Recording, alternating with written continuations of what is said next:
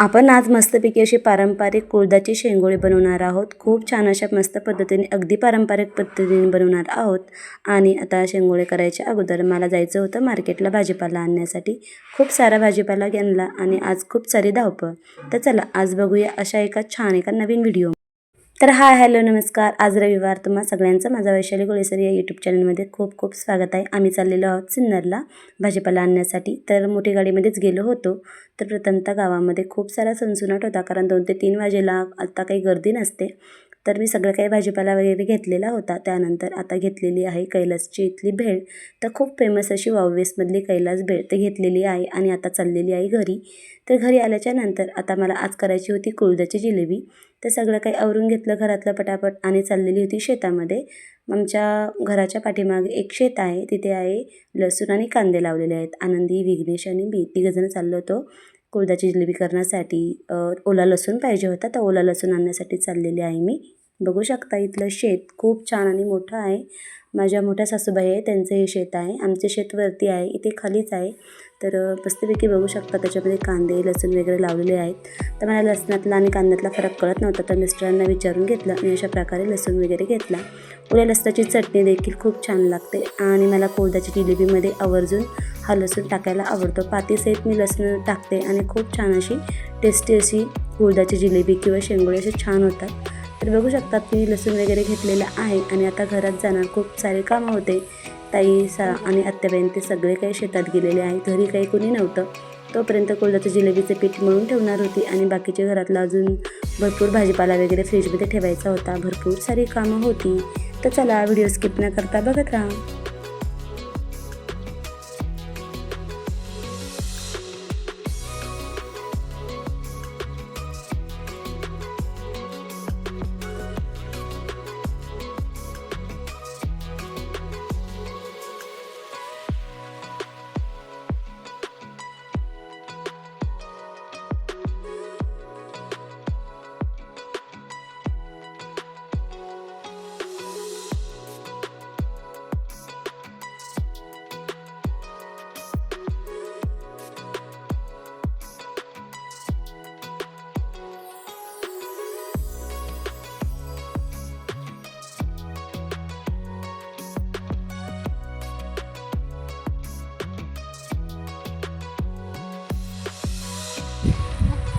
आता आम्ही चाललोय घरी। नको चाल, इकडनंच चाल, तू चाल पुढं, आपण चाललोय घरी। चाल, हे बघ झाडाला पण पपई आले बघ, छोटे छोटे नारळ तर इतके आले, बघू शकता नारळ किती आलेले, घडची घड आहे। चला मी आलोय आता घरी।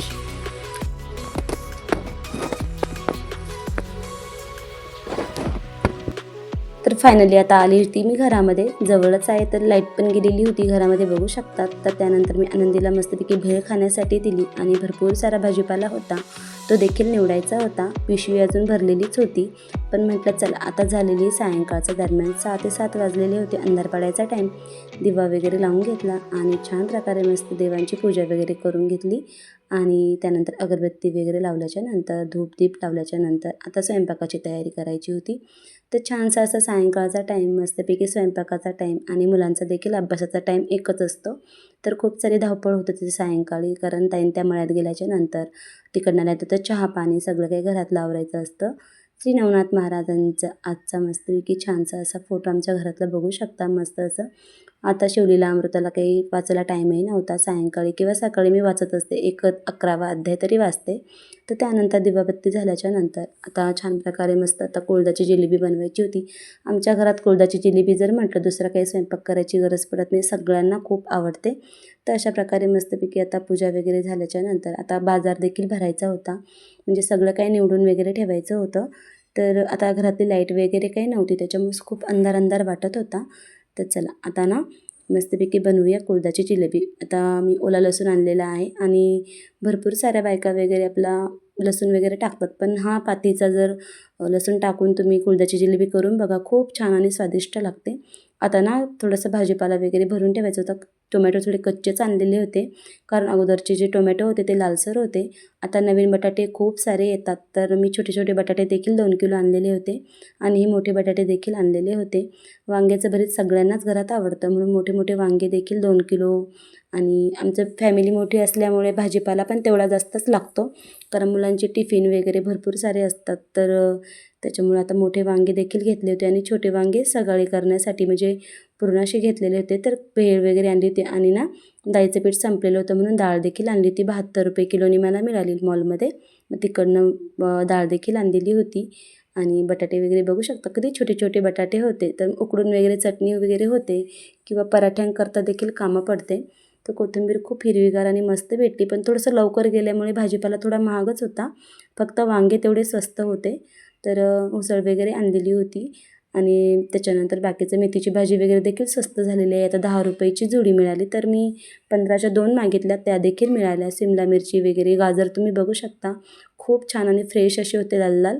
तर मुलांना टिफिनसाठी काही ना काही आता म्हणजे कसं कोरडी भाजी वगैरे द्यावी लागते, तर भरपूर सारा भाजीपाला लागतोच. तर मग वाटाणा वगैरे आणला होता, 1 किलो वाटाणा, 1 किलो गाजर, सगळं काही 1-1 किलो घेतलं.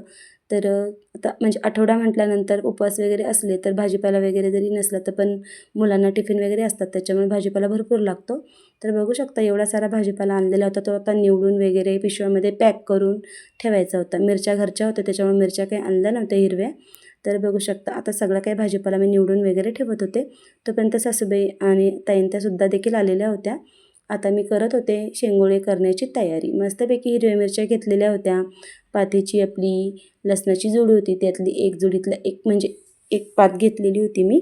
शेंगदाणे वगैरे भाजून घेतले, मस्त खरपूस शेंगदाणे भाजल्याच्या नंतर आता जी पात होती ती देखील मी चांगली स्वच्छ अशी धुवून घेतली, कारण शेतामध्ये धूळ वगैरे बसते, शिवाय फवारणी वगैरे करतातच. मग धुवून वगैरे घेतली आणि पात ती असं छान प्रकारे दळून घेतलं.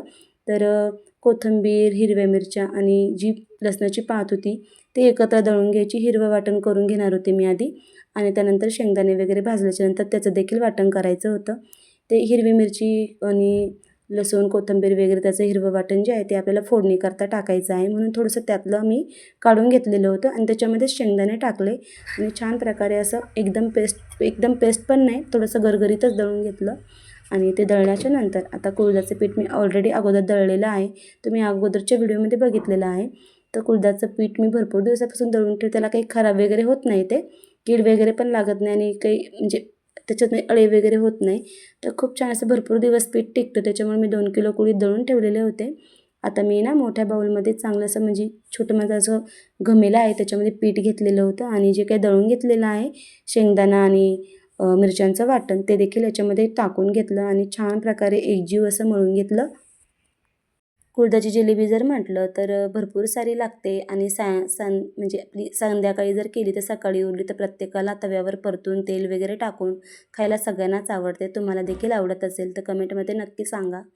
तर थोडं थोडं पाणी टाकून छान प्रकारे पीठ एकजीव असं मळून घेतलं मी. तर हे पीठ थोडं चिकट असतं, हाताला चिटकतं, तर थोडं थोडं पाणी करूनच मळून घ्यायचं, जास्त काही पाणी भसकन ओतायचं नाही, नाहीतर थोडंसं पीठ पातळ देखील होतं आणि ज्यावेळेस आपण जिलेबी वळतो त्यावेळेस ती एकमेकांना चिटकते. तर अशा प्रकारे थोडं थोडं पाणी टाकून घट्टसर असं पीठ मळायचं, जास्त पाण्याचा वापर करायचा नाही. मी अशा प्रकारे थोडं थोडं पाणी टाकून कोणी कोणी कोथिंबीर देखील कट करून टाकतं, पण मी फोडणीसाठी आणि दळण्यासाठी टाकलेली होती, त्याच्यामुळे मी याच्यामध्ये काही ॲड केलेली नाही. थोडंसं मीठ टाकून मस्त असा पीठ घट्टसर मळून घेतले. तोपर्यंत ताईंना त्यांना सगळ्यांना चहा ठेवला. एका बाजूला चहा वगैरे ठेवलेलं होतं, दुसऱ्या साईडला त्यांनी आता पीठ घेऊन आता जिलेबी वळण्यासाठी देखील तयारी केलेली होती. तर आता म्हणजे भरपूर जिलेबी होती, त्याच्यामुळे मला एकटीला काही झाली नसती. तर दोघीजणी वळून देत होत्या. दोघीजणी मळ्यातून थकून आलेल्या होत्या, परंतु खूप टाईम झाला असता, त्याच्यामुळे मग मला थोडीशी मदत करू लागल्या. तर बघू शकता दोघी पद्धतीने असे छान प्रकारे वळत होते. एकदम बारीक बारीक अशी वळल्यानंतर छान प्रकारे शिजते. त्यानंतर आता हे झाल्याच्या नंतर एका साईडला मी पण देखील वरती घेतलेली होती. मी आता थोडी मला काही खाली वळता येत नव्हती, म्हणून मी किचनवरच आपली एकटी वळत होते. तुम्ही बघू शकता मस्त अशी बारीक अशी वळल्याच्या नंतर एका साईडला बाजूला एकसारखी लाईनमध्ये ठेवल्याच्या नंतर अशी काही एक चिटकत नाही, तर छान प्रकारे वळून घेतल्याच्या नंतर थोडंसं पीठ आपल्याला थोडंसं बाजूला ठेवावं लागतं, कारण ज्यावेळेस आपण फोडणी वगैरे देतो शिजल्याच्या नंतर थोडीफार ग्रेव्ही म्हणून आपल्याला थोडंसं पीठ असं एकजीव करून टाकायचं असतं पाण्यामध्ये. तर मी अशा प्रकारे सगळ्या काही जिलेबी वळून घेतलेली ती बघू शकता एकसारखी अशी वळलेली आहे. तर ताईची आणि माझी आणि बघू शकता माझे एवढेच वळून झालेले होते. थोडंसं पीठ मी कालवण्यासाठी ठेवलेलं होतं आणि ताईची आणि सासूबाईंनी त्यांच्या दोघींच्या पण वळून झालेल्या होत्या. असं एकत्रितपणाने स्वयंपाक खूप छान वाटतं. तर बघू शकता पातेल्यामध्ये आता पातेलं मी तापत ठेवलेलं होतं, भरपूर मोठं पातेलं होतं. त्याच्यामध्ये टाकलेलं आहे तेल आणि तेलामध्ये जे काही हिरवं वाटण केलेलं होतं ते त्याच्यामध्ये टाकून घ्यायचं आहे. हळद वगैरे टाकायची नाही तर थोडंसं चव वेगळी येते. एका साईडला गरम पाणी देखील ठेवलेलं होतं तापत मी. तर त्याच्यानंतर आता त्याच्यामध्ये आपण हिरवं वाटण टाकून घेणार आहोत आणि छान प्रकारे एकजीव असं परतून घेणार आहोत. तर जे काही आपण शेंगदाण्याचं वाटण केलेलं होतं त्याच्यामधलं देखील थोडंसं मी त्याच्यामध्ये ॲड केलं आणि त्याच्यामुळे टेस्ट वगैरे चांगली येते. कोणी कोणी जिरे वगैरे टाकतं, पण मी दळण्यासाठी काही टाकलेले नव्हते, तर तुम्ही टाकू शकता. त्याच्यानंतर आता परतवल्याच्या नंतर छान प्रकारे मस्त आता गरम पाणी मी पूर्ण पातेलंभर टाकून दिलं, कारण याला शिजण्यासाठी भरपूर अवकाश असतो आणि पाणी भरपूर लागतं. तर प्रथमतः आपण जे काही पाणी टाकलेलं आहे त्याच्यामध्ये आपण थोडंसं पाणी राहून द्यायचं, कारण थोडंसं कमी नंतर वाटलं तर टाकता येतं. माझी फॅमिली मोठी असल्यामुळे मला भरपूर सारी जिलेबी लागते, तर तुमच्या अंदाजानुसार तुम्ही थोड्या प्रमाणात देखील करू शकता. पण शिळी जिलेबी ही खूप छान लागते म्हणून मी थोडी जास्तच प्रमाणात करत असते. तर बघू शकता थोडीशी उकळी आलेली होती, मी आता त्याच्यामध्ये टाकून दिलेली शेंगोळे. तर थोडे थोडे करून टाकायचे आणि थोडं 5-1 मिनटं राहून द्यायचं आणि त्याच्यानंतरच हलवायचं. लगेच जर हलवलं तर ते तुटून जातात. तर बघू शकता मी टाकलेले आहे आणि छान प्रकारे हलवून घ्यायचे. हलवल्याच्या नंतर 15 ते 20 मिनटाने त्याला छान प्रकारे उकळी फुटते. उकळी फुटल्यानंतर त्याच्यानंतर 10 ते 15 मिनटाने आपण जे काही पीठ ठेवलेलं होतं बाजूला, त्या पिठामध्ये थोडंसं पाणी टाकायचं आणि आपण जसं काही घट्टसर आपण एखादी पेस्ट बनवतो अशा प्रकारे त्याची स्लरी बनवून घ्यायची. चांगल्या प्रकारे पिठामध्ये पाणी टाकून घ्यायचं आणि एकसारखं असं कालवून घ्यायचं. तर थोडंसं माझं कोरडं पीठ देखील उरलेलं होतं, ते सुद्धा मी त्याच्यात ॲड करून टाकलं, कारण कुळथाची जिलेबी जरा जास्त होती त्याच्यामुळं. बघू शकता मी सगळं काही एकजीव असं करून घेतलेलं आहे. आता हे कालवल्याच्या नंतर आपल्याला ते देखील त्या कुळथाच्या जिलेबी जी शिजत आहे त्याच्यामध्ये टाकून द्यायचं आहे. मी पाणी भरपूर थोडं ठेवलेलं होतं, कारण आमच्या घरामध्ये कुळथाची जिलेबी जर म्हटलं तर नुसती कोरडी वगैरे खात नाही. सकाळी जी उरतात ती कोरडी परतून खातात, पण संध्याकाळी हा रस्सा सगळ्यांना खूप आवडतो. भरपूर सारा रस्सा मी धरलेला होता. हा रस्सा जो आहे तो प्यायला खूप छान वाटतो आणि आमच्या घरामध्ये काही जणांना पोळीबरोबर सुद्धा आवडतं. आम्हीसुद्धा पोळीबरोबर ही रशी खातो. खूप छान मस्त वाटते आणि टेस्टी तर इतकी लागते, भयंकर अशी भारी अशी टेस्ट आलेली होती. छान प्रकारे उकळी फुटलेली आहे. आता 15 ते 20 मिनटात आपली कुळथाची जिलेबी शिजून जाईल. याच्यामध्ये झाकण असं ठेवायचं जर असलं, थोडंसं अर्धं ठेवायचं. पूर्ण झाकण जर ठेवलं, कुळथाच्या जिलेबीतला जो रस्सा असतो पूर्ण बाहेर येऊन जातो, त्याच्यामुळे पूर्ण झाकण कधीच ठेवायचं नाही. तर बघू शकता आता मस्त अशी गुलाबी एकदम असा कलर एकदम छान आलेला आहे. हिरवट हिरवट असा कलर आलेला आहे. तुम्ही वाटतं तर थोडंसं वरतून थोडंसं तेल किंवा तूप, कोणी कोणी तूप टाकूनसुद्धा खातं. तर चांगलं असं हेल्दी असं असतं. हिवाळ्यामध्ये आवर्जून ही कुळथाची जिलेबी करतात, पराठे करतात, कोणी कोणी सूप देखील करतं. तर खूप छान अशी जिलेबी झालेली होती. माझं आता भांडे वगैरे सगळं काही आवरलेलं होतं.